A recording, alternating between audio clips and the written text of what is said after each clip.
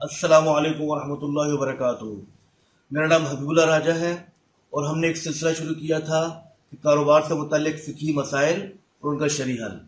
آج اس سلسلے کا دوسرا سوال ہے، وہ یہ ہے کہ کوئی بھی چیز قسطوں پر فروخت یا خریدی جا سکتی ہے یا نہیں۔ مثلا ایک چیز اگر 1000 روپے کی ہے اور ہم اس کو 6 مہینے یا سال کی قسطوں پر 12,000 کا بیچیں یا خریدیں تو کیا یہ جائز ہے یا نہیں؟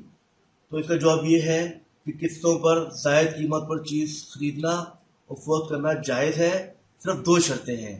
ایک یہ کہ وہ جو قیمت ہے وہ متعین کر لی جائے، اس سے زیادہ وصول نہ کی جائے۔ نمبر 2، جو ماہانہ قسط یا ماہانہ رقم ہے اس پہ اگر تاخیر ہو جائے تو جرمانہ وصول نہ کیا جائے، کیونکہ وہ جرمانہ یا اضافی رقم سود کے زمرے میں آتی ہے۔